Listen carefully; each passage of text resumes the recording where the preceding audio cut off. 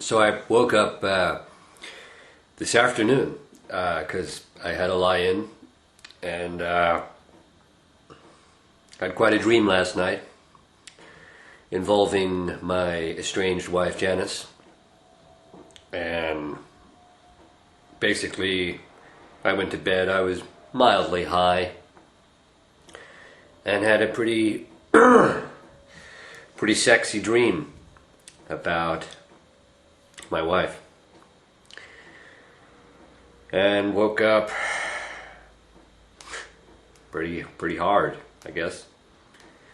You know, I'm not ashamed to admit that, because that woman knew how to push my buttons and make it all happen. And, you know, I haven't had sex in, well, it's got to be, let me see, it's got to be over 5-6 months now. Because just before I left the States, things weren't really going, you know, too well. Between me and Janice, we were arguing a lot, and we didn't see eye to eye on, well, all things, really. So, yeah, so I haven't had sex in a while, so, you know, pretty wound up on that front. But it got me thinking about sex and, you know, how do other people around the world view sex? Does it make them tick as much as it used to make me tick? I mean, to be honest with you, the last 2 years, I've had more important things to worry about, should we say, you know, while conducting my research into the New World Order and other such assholes.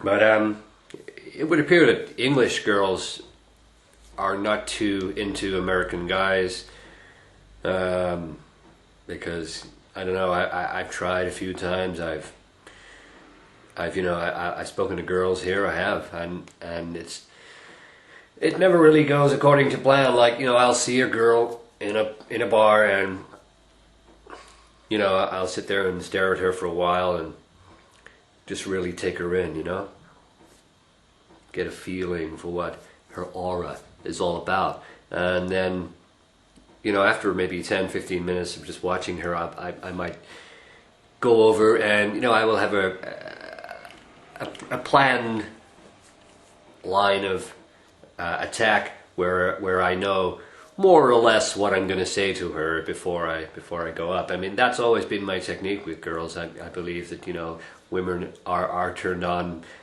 by the things that you say. So, you know, that's the most important bit. So I always try and get that bang on. But, you know, where I've had success with my techniques in the past, back in the States, over here, don't seem to be working so well. But yeah, thinking about sex also reminds me of a Dr. Dre song. I used to be quite into Dr. Dre in the 90s. And there was one song, in fact it was on a later album, late 90s album, where he sang the words, I just want to fuck bad bitches for all them nights I never had bitches. Now I'm all up in that ass bitches. Now, you know, as misogynist and sexist and downright rude as that may be, you know, it's good rhyming. Good rhyming.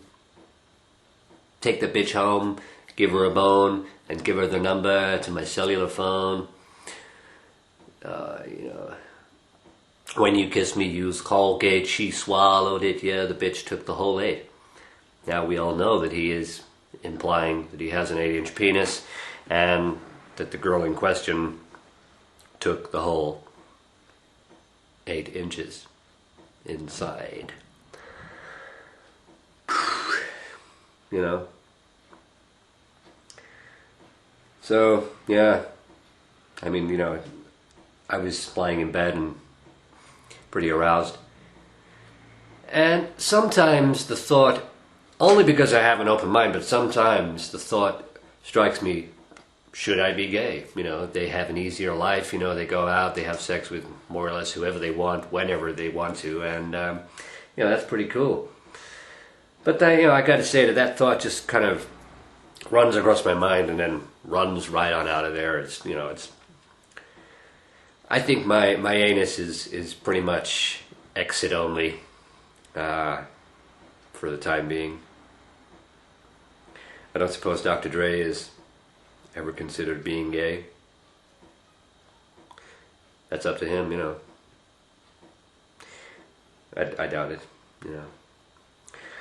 Then there are, of course, the theories on Jay-Z and certain other members of the hip-hop community.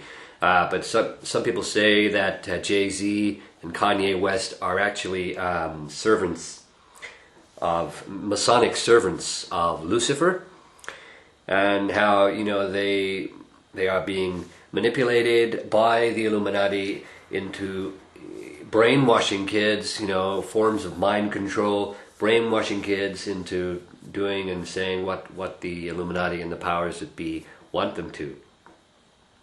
You know, there's various videos on YouTube about it. You know, go look them up. Jay-Z is a Mason. Just type that in and see what comes up. I mean, you know, there is one thing I noticed actually with Jay-Z. He does this hand movement. He does his hand signal here with the eye. You know, go check him out. He does it all the time. And that, my friends, is the Illuminati pyramid with the all-seeing eye in the middle there, just looking out at the world, controlling the world, puppeteering the world. But yeah, I mean, I've never really had a gay experience. The closest I guess I ever came was I was working once with a guy, and we had to stay in a motel just outside Lauderdale, and we stayed in this hotel, and we had a couple of beers one night, and we were just talking about sex and stuff, and I knew he was gay. I knew, but you know, as I said before, I'm an open-minded guy. You know, I can mix with all kinds of people, black, white, gay. And, you know, we were just, you know, sitting on our beds, you know, separate beds. And he, you know, started asking me how I like to fuck women. And so I was talking about it, telling him, and he said, no, show me, do make the action. So I was like, okay. So I was pretending that there was a girl on the bed, and you know, I was doing her from behind, doggy style, and, you know, and he was just watching. And so, you know, because I'd had a couple of beers, I was, you know, getting quite into it and, you know, really putting on a bit of a show for him, if I'm honest. But what I didn't expect was to look down when I finished my demonstration and see him just basically